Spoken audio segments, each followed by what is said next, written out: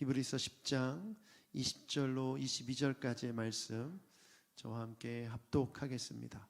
히브리서 10장 20절부터 22절까지입니다. 시작.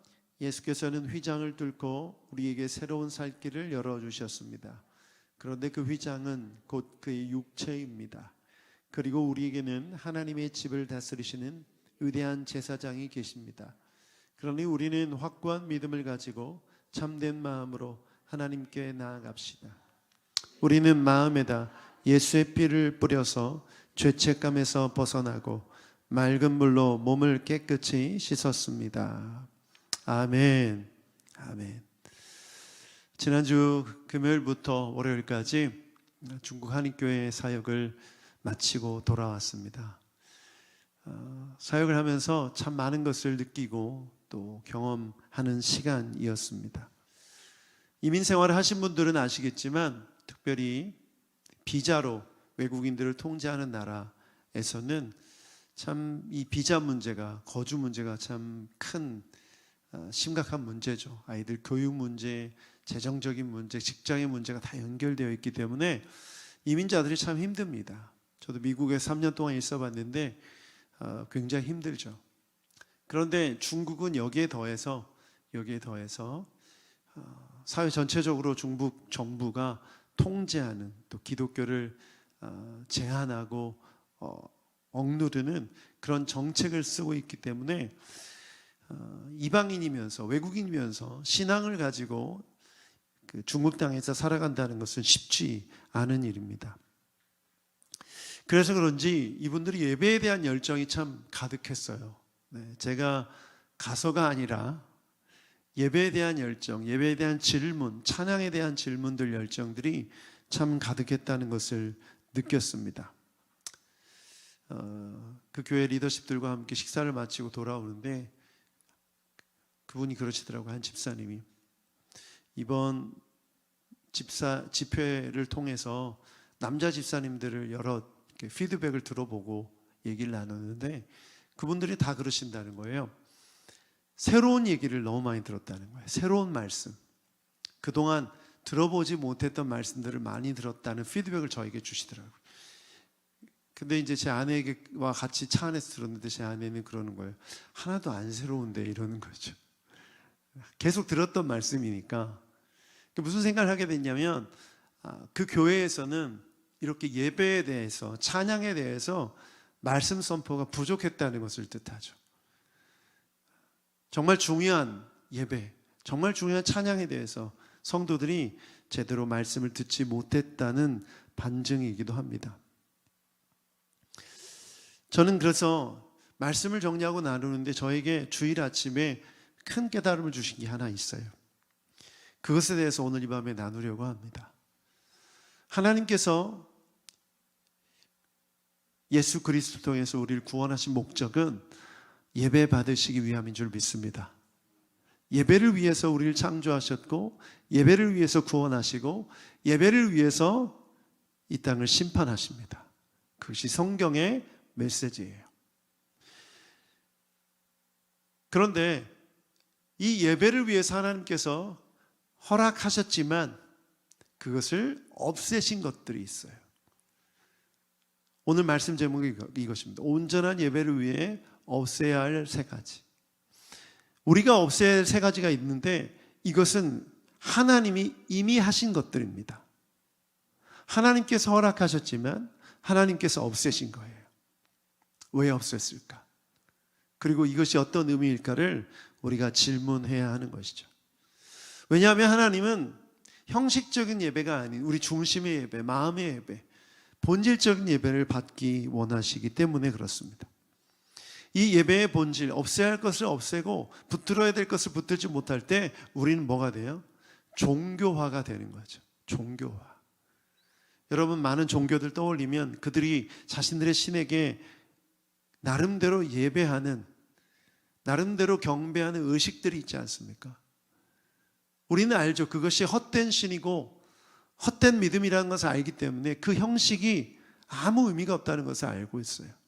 그런데 우리가 없애야 할 것을 없애지 못하고 예배를 드릴 때 우리의 예배도 그렇게 종교화가 될 수 있다라는 것이죠. 예배의 중심을 놓친 채 형식만 남게 되는 이런 예배는 하나님이 받으시는 예배가 아닙니다. 그래서 하나님께서는 하나님이 창조하신 사람들을 통해서 예배 받으시기 위해서 예수 그리스도를 통해서 구원하셨고, 그들을 통해 예배 받으시기 위해서 없앨 것을 없애셨어요. 그 없애신 것, 그것이 무엇인지를 배우고 기억하고 마음에 새겨야 하는 것이죠. 그렇지 않으면 우리는 종교화의 오류에 우리도 빠질 수 있는 것입니다. 1980년대 후반에 찬양과 경배 운동이 막 일어났죠. 그때 제가 청소년기였는데, 예배 시간에 지금 많은 교회들도 그런 어떤 예전적 순서에 따라서 일어섰다 앉았다 하고 찬송가도 부르고 교동문도 낭송하고 대표기도도 있고 다양한 순서들이 있습니다. 어떤 교회는 성가대와 함께 담임 목사가 들어오고 뭐 이런 의식들이 있어요. 형식들이 있죠. 그런데 그 형식들을 속에서 예배드리던 사람들이 이 찬양과 경배를 경험하면서 이것에 놀라운 은혜를 맛보고 청소년들이 거기에 열광하기 시작했어요. 그러자 많은 교회들이 청년들과 청소년들을 빼앗기지 않기 위해서 교회마다 드럼도 사고 악기도 사고 찬양팀을 만들어서 부랴부랴 그들을 포용하기 위해서 찬양과 경배 운동을 흡수했습니다. 그래서 지금 보면 이 예배팀이 없는 교회가 없죠. 이런 악기들이 거의 다 있죠. 아무리 작은 교회도 드럼도 있고 그렇습니다. 그런데 이런 악기를 사오고 찬양팀을 만들고 했지만 정말 하나님께서 찬양과 경배 운동을 통해서 우리에게 가르쳐 주시고자 하는 그것이 무엇이었을까? 그 본질이 무엇이었을까? 그것을 제대로 배우고 알고 그것을 적용하느냐는 정말 다른 문제입니다. 제가 중국교회 갔더니 찬양팀을 비롯해서 많은 사역자들이 이런 개념이 없더라고요. 그냥 해오던 거니까 하는 것이죠. 찬양의 의미가 뭔지 예배의 의미가 뭔지 모른 채 선곡도 막 뒤죽박죽 돼 있는 거예요. 오늘 우리 송주론 집사님과 함께 예배팀과 함께 예배했는데 여러분 얼마나 깊이 있게 경배의 자리까지 나아갔습니까? 굉장히 은혜로웠죠? 여러분 동의해 주셔야 격려가 됩니다.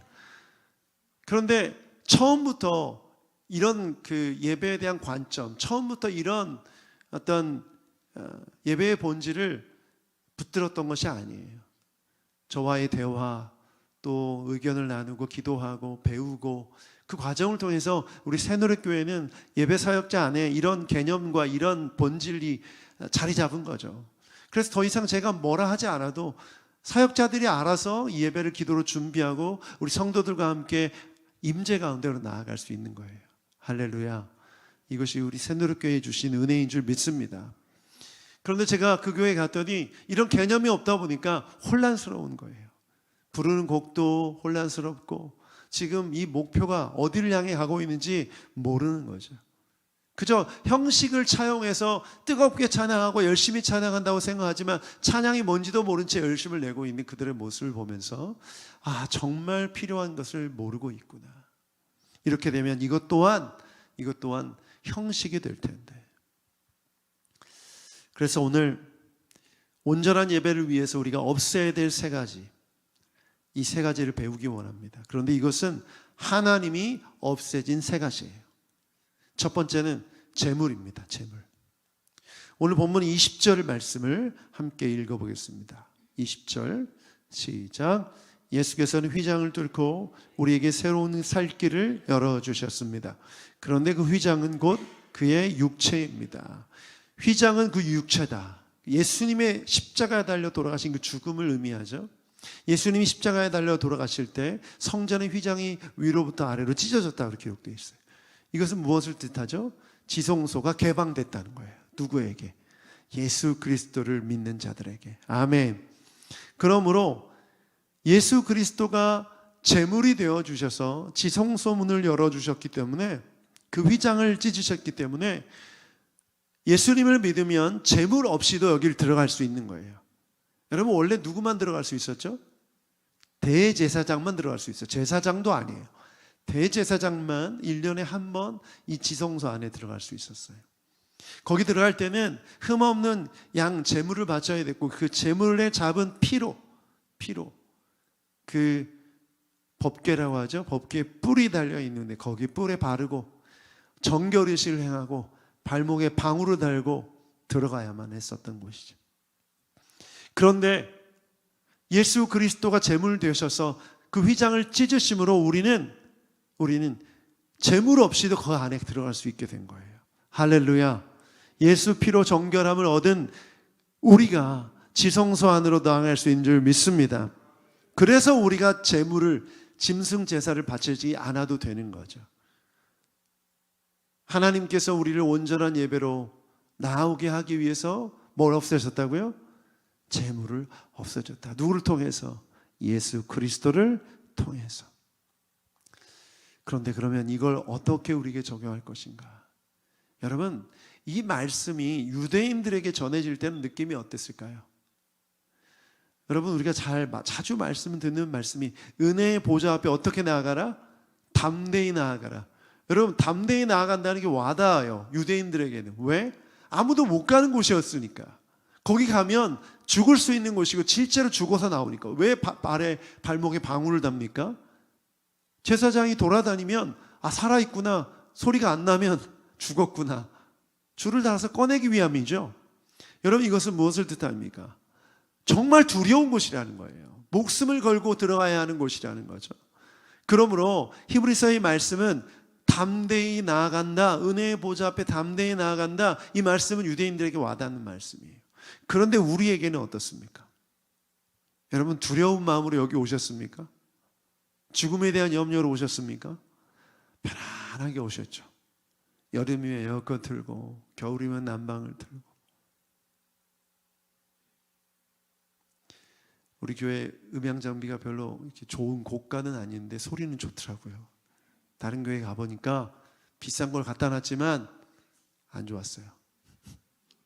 좋은 음향 장비.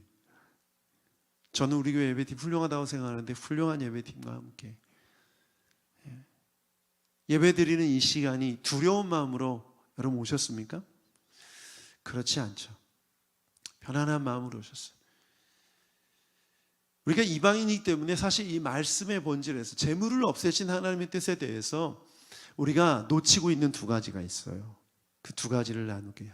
첫 번째는 재물 없이도 예배드리고 있는 것에 대한 감사가 없어요.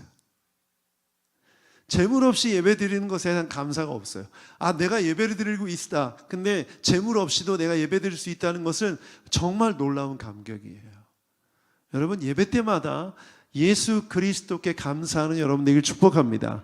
예수님 때문에 내가 양을 끌고 오지 않아도 되고, 예수님 때문에 내가 비둘기를 가지고 오지 않아도 되고, 예수님 때문에 내가 곡식을 들고 오지 않아도 돼요. 이건 너무나 감사한 일이죠. 여러분, 재물과 헌금을 오해하지 마세요. 그건 다른 개념이에요. 하나님 앞에 나올 때 내 죄를 속죄하기 위해 재물을 들고 오지 않을 수 있다는 것에 감사하는 여러분 되길 축복합니다. 두 번째는 하나님 임재 앞에 있다는 임재의식이에요. 두려움이 없으니까. 이 지성소라는 곳이 어떤 곳이라는 것을 유대인들은 너무나 잘 알았기 때문에 늘 두려움 가운데 거기 가는 것이 어떤 의미인지 알았던 거죠. 그런데 우리는 모르잖아요. 지성소에서 죽어나간 대제사장을 본 적이 없잖아요. 그러니까 우리가 뭐가 없어요? 하나님의 임재의식이 강하지가 않은 거죠. 하나님이 여기 계신다는 임재의식. 두렵고 떨림으로 그것을 바라보던 이스라엘 백성들과 같은 마음을 쓰고 없는 것이죠. 저는 예배자는 가장 중요한 부분이 이거라고 생각합니다. 내가 예배하는 이곳에, 내가 예배하는 이 공동체 안에 주의 임재가 있음을 믿을 때, 그리고 느낄 때, 의식할 때 그 예배가 예배되는 줄 믿습니다.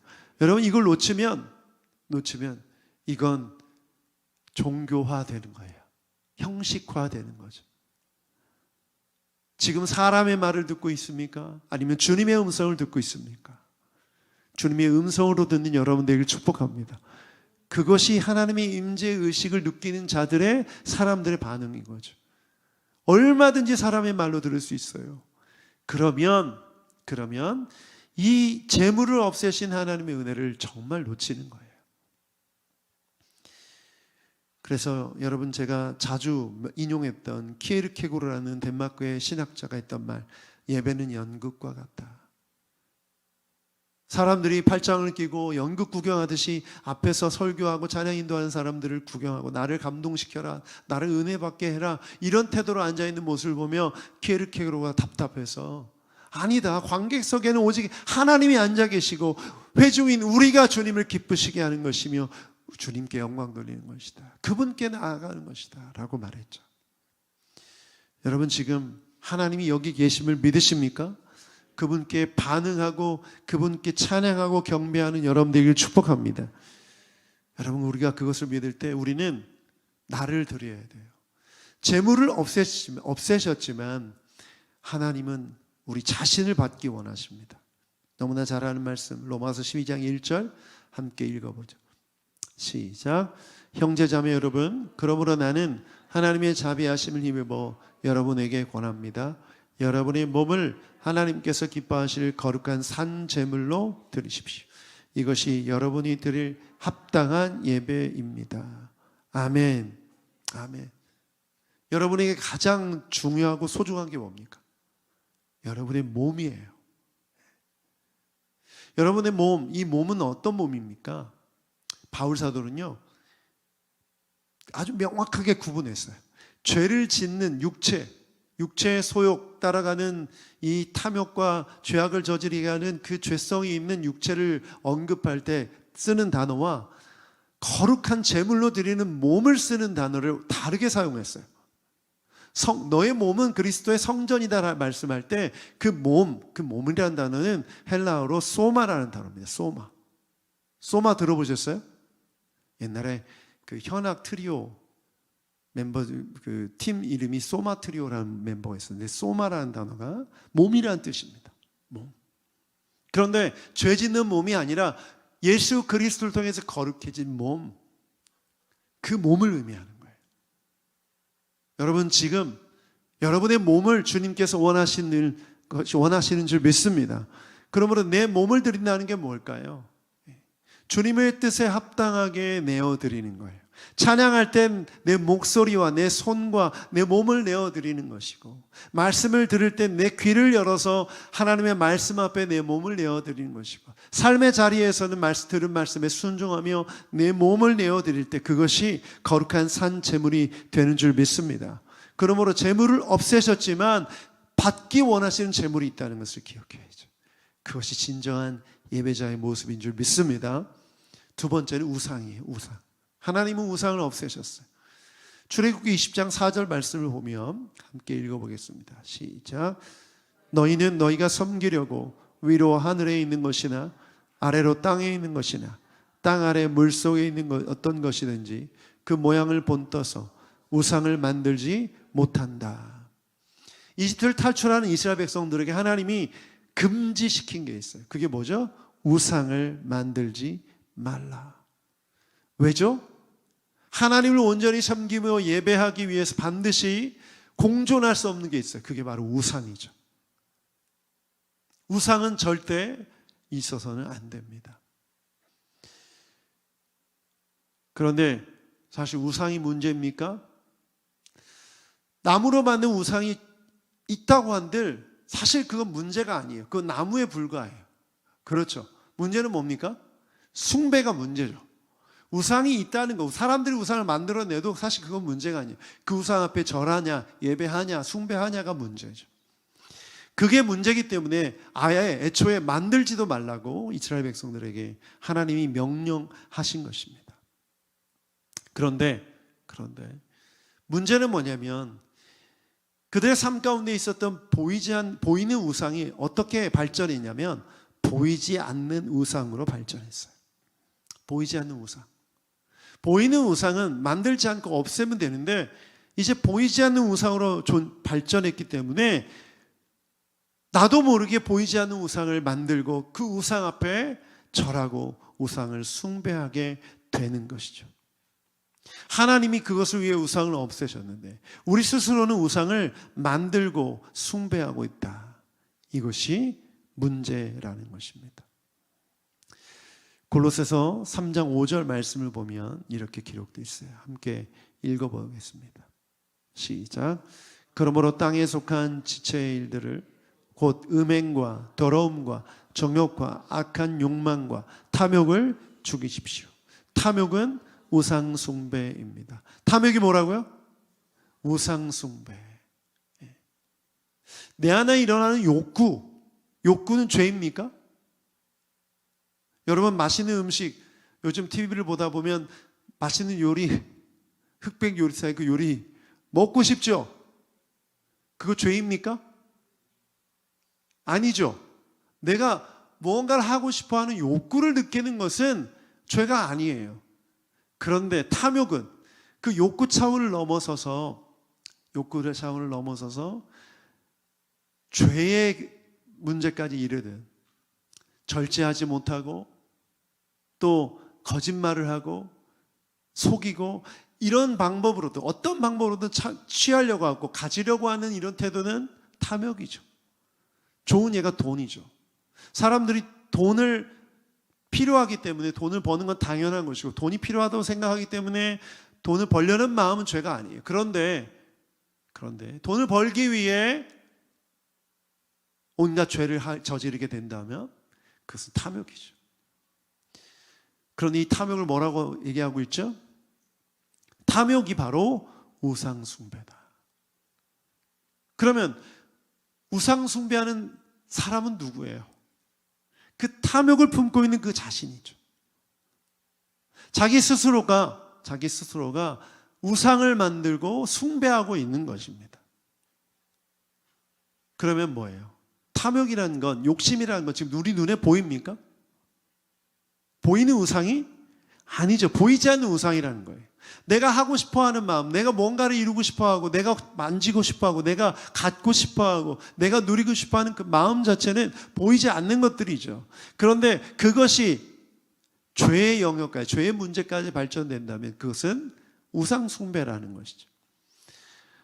그러므로 우리가 치러야 될 강력한 영적 전쟁은 바로 나 자신과의 전쟁이에요. 우리 안에 일어나는 수많은 욕구들을 어떻게 처리할 것인가, 어떻게 이해하고 받아들일 것인가, 이것이 정말 중요한 일이죠. 그래서 여러분, 예수님은 우리 자신을, 나를 따르려거든 자기를 어디에?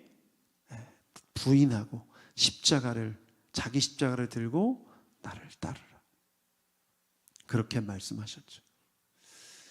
말씀을 준비하는데 내가 주인 삼은 모든 것 내려놓고 찬양이 생각나더라고요. 내가 주인 삼은 모든 것 내려놓고 내가 사랑했던 모든 것 내려놓고 내 주 되신 주 앞에 나가. 이 가사를 보면 내가 주인 삼은, 내가 사랑했던 것을 내려놓고, 이걸 왜 내려놔야 되죠?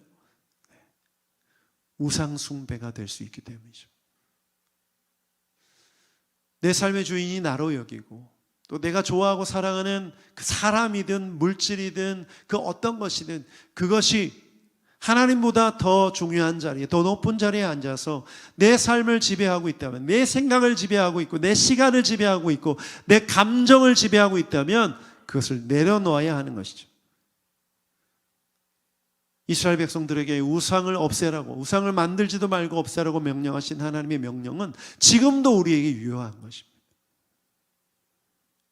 여러분, 우상을 날마다 버리고 없애는 여러분 되길 축복합니다.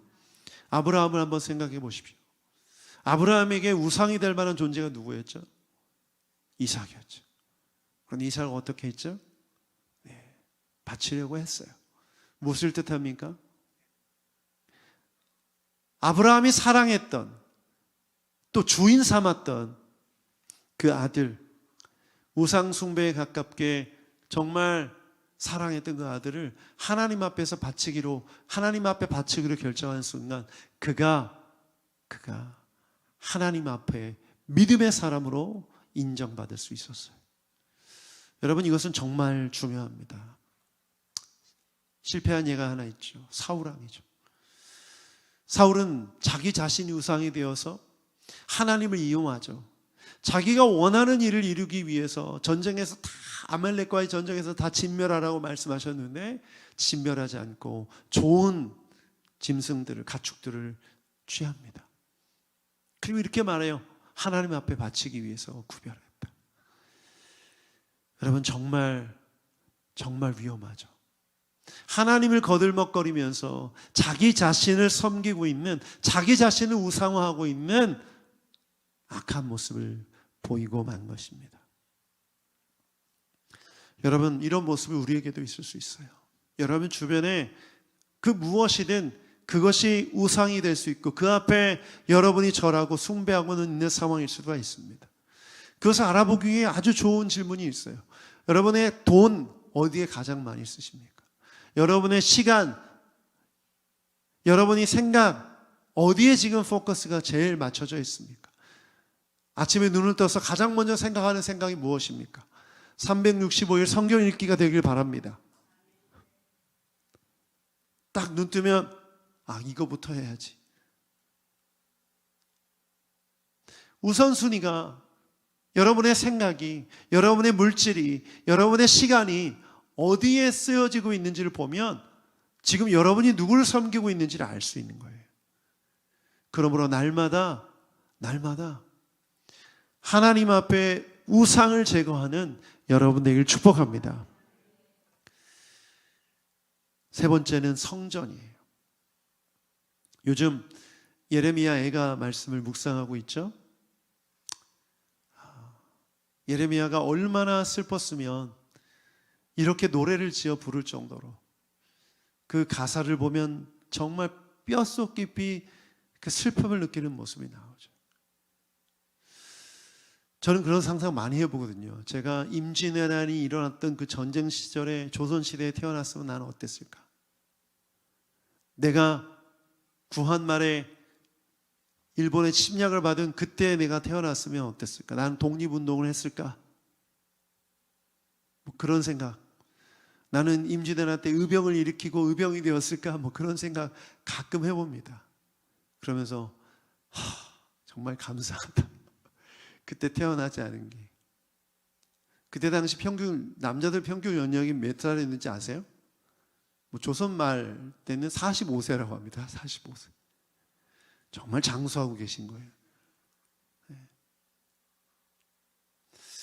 당장이야 슬프지만 예레미야의 그 심정을 이해할 수는 있어요. 당장이야 슬프지만 그 목적과 의도를 안다면, 그 의미를 안다면 다르게 볼 수 있을 텐데, 그런 생각이 들었어요. 여러분, 이스라엘의 멸망, 성전의 파괴, 성벽이 무너진 것, 또 성전의 기물들을 다 빼앗긴 것, 다 이것이 의미하는 바가 무엇입니까? 하나님께서 이스라엘 백성들을 회복시키시기 위해 선택한 하나님의 방법입니다. 그러나 그 안에, 그 중심에 있을 때는 너무나 괴롭고 힘들죠. 오랜 시간이 흘러서 성경을 통해 그 역사를 우리가 바라보고 있는 관점을 보면 이스라엘 멸망은 필요한 것이고 이것을 통해서 진정한 예배, 진정한 섬김, 진정한 하나님의 백성을 이루시기 위한 하나님의 뜻이 담겨 있다는 것을 우리는 알고 있는 것이죠. 그러므로 여러분, 성전의 개념을 기억해야 됩니다. 이스라엘 백성들이 포로에서 돌아와 또 성전을, 수룹바벨 성전을 지었지만 또 무너졌죠. 로마 군대에 의해서 또 무너졌습니다. 그리고 헤롯 대왕이 유대인들의 환심을 사기 위해서 또 성전을 지었는데 그거 또 무너졌어요. 벽만 남아있죠. 그리고 지금도 유대인들 중에는, 근본주의 유대인들 중에는 성전을 다시 지어야 된다는 사람도 있습니다. 지금 모스크가 세워진 자리에 그 모스크를 없애고 성전을 지어야 된다. 만약 그렇게 하면 세계전쟁이 일어날지도 몰라요. 왜 이렇게 건물에 집착하느냐? 이것이 문제인 거죠. 하나님이 없애셨는데 하나님이 이제 없애신 거예요. 없애신 거예요. 그리고 새롭게 이제 보이는 건물이 아니라, 만져지는 물질이 아니라 믿음의 사람들을 성전 삼으신 줄 믿습니다. 교회를 성전 삼으신 줄 믿습니다. 그러므로 우리 새누리교회, 다른 교회는 몰라도 새누리교회는 이 성전이란 단어를 조심해서 써야 돼요. 여러분이 성전인 줄 믿습니다. 우리가 성전인 줄 믿습니다. 이게 새롭다는 거, 이게. 그 중국에 있는 한인교회는 이 메시지가 새롭게 느껴지는 거예요. 여러분 매일 들어서, 자주 들어서 별 이렇게 아멘도 크게 안 하시죠? 여러분 에베소서 2장 20절부터 22절 말씀 함께 읽어보죠. 에베소서 2장 20절부터 22절 시작. 여러분 에베소서 2장 20절 시작. 그리스도 안에서 건물 전체가 서로 연결되어서 주님 안에서 자라서 성전이 됩니다. 22절.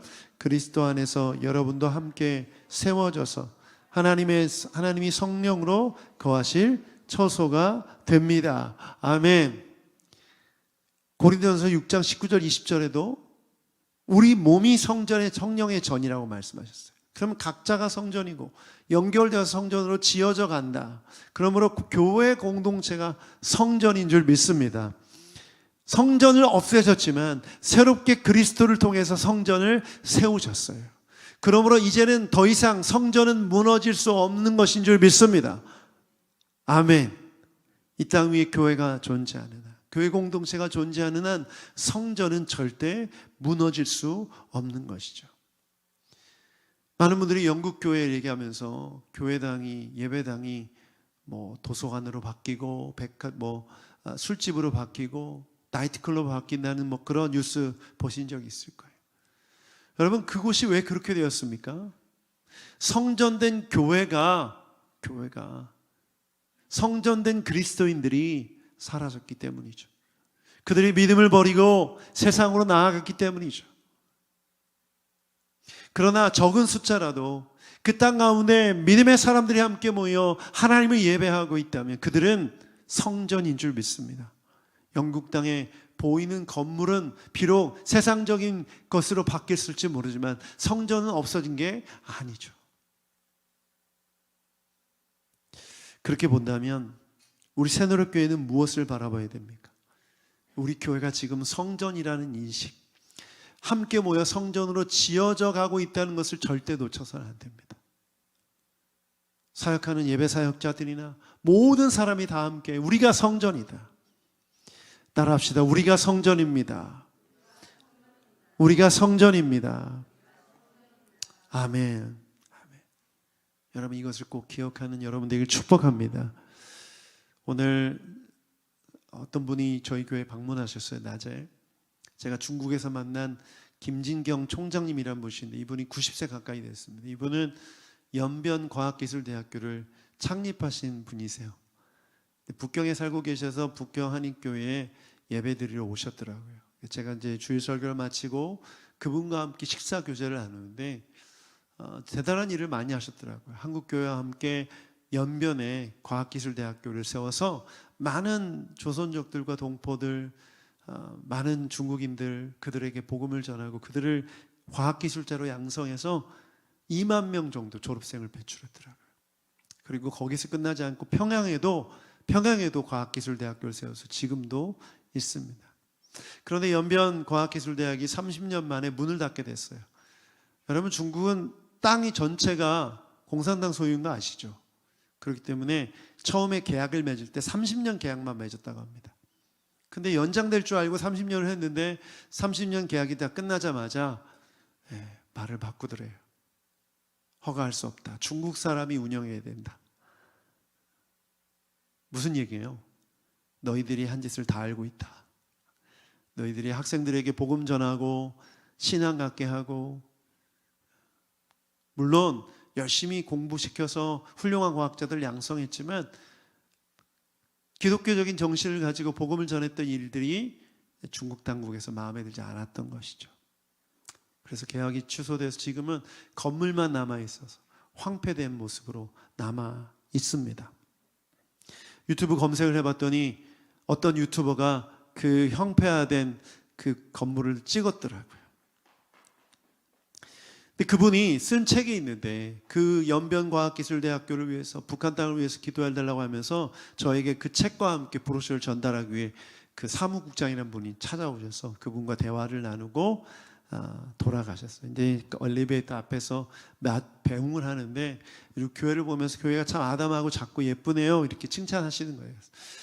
이렇게 뭐 우리 교회가 어떤 몇 명 정도 모이고 우리 교회가 열심히 예배하고 있습니다 이렇게 얘기를 했어요. 그러면서 이 주변을 보니까 아파트 단지도 많고 아파트가 새로 지어서 성도들이 많이 올 것 같다고 그랬더니 제가 그랬죠. 꼭 그렇지만은 않습니다. 이렇게 말씀을 드렸어요. 그랬더니 이 말씀을 하시더라고요. 그렇죠. 요즘 교회 자기 집보다 못한 교회는 안 가죠. 그런 얘기를 하시는 거예요. 그리고 가셨어요. 그 말씀을 하시고 가시는데 괜히 제 마음이 좀 씁쓸한 거 있죠. 그래서 이 교회 시설들을 둘러보니까 정말 우리 집보다 못한 거 아닌가? 이 바닥도 그렇고 천장도 그렇고. 갑자기 제 눈이 이 건물에 이 공간에 눈이 가는 거예요. 사실 안 그래도 전부터 여기 이렇게 바꿨으면 좋겠다 이렇게 했으면 좋겠다는 생각들이 있었는데 그 생각이 딱 제 마음에 딱 박히는 거죠. 사람들이 왜 그럴까요? 제가 왜 그럴까요? 눈에 보이는 거예요. 손으로 만져지고 내 몸이 누리는 거기 때문에 그렇죠. 사실 그 모든 것들은 본질이 아닌데 사람들은 본질의 영향을 많이 받습니다. 우리도 그걸 무시할 수가 없죠. 하다못해 식당을 가더라도 주차 편하고 깔끔하고 넓은 쾌적한 곳에 가고 싶죠. 웬만한 맛집 아니고서는 노포들이 운영하는 그런 힘든 곳은 찾아가지 않지 않습니까? 그런데 우리 교회 컨셉이 욕쟁이 할머니가 하는 노포집도 아니고 예배 맛집, 설교 맛집 이건 맞는 것 같은데 시설은 낙후되어 있고 하나님께서 우리를 성전으로 지으시고 성전을 이루어가기 원하시는데 우리 교회 자랑이 저는 시설이 아니었으면 좋겠습니다. 자랑할 것도 없지만 적은 인원이 모였지만 우리는 정말 하나 되어서 예배한다는 것이 우리의 자랑이 되길 축복합니다. 하나님의 성전됨을 자랑하는 여러분 되길 축복합니다. 내 안에 임재하신 우리의 찬양 가운데 임재하신 하나님을 드러내고 하나님을 느끼게 하고 누릴 수 있게 한다면 그것이 우리 교회의 자랑이 되어야 되는 거죠. 그래서 11월 달에 우리가 복음을 증거하기 위해 주일 예배를 드릴 때 그런 역사가 있었으면 좋겠어요. 함께 우리가 예배드리는 모습을 통해서 그 공간 안에서 우리가 모여서 예배드리는 우리를 통해서 하나님을 느끼는 그런 예배, 그런 전도 집회가 되기를 축복합니다. 이 시간 함께 기도합시다. 오늘 기도할 때 함께 찬양했던 주님만이 왕이십니다. 이 고백을 다시 한번 불렀으면 좋겠어요. 예배팀 우리 송준희 집사님 올라와 주시고, 제가 이 곡을 자주 불렀던 곡이 아니기 때문에 익숙하지 않아서 이렇게 한번 인도해 주시고 기도했으면 좋겠습니다. 이 가사를 보며 주님만이 왕이십니다. 주님만이 왕이십니다. 너무나 단순한 고백이지만 이것 말고 다른 어떤 말이 필요하겠습니까? 하나님이 나의 왕이십니다. 하나님의 백성인 우리가 경배합니다. 주님의 임재가 이곳에 있음을 믿습니다. 우리가 성전임을 믿습니다. 예수 그리스도께서 제물 되어 주셔서 우리를 지성소로 불러주셨습니다. 왕의 보좌 앞으로 불러주셨습니다. 담대히 나아가 감사함으로 나아가 주님께 경배하게 하시고 내 자신을, 내 몸을 삶의 제물로 드려 주님께 영광 돌리는 우리 모두가 되게 하여 주시옵소서. 그 마음으로 우리 함께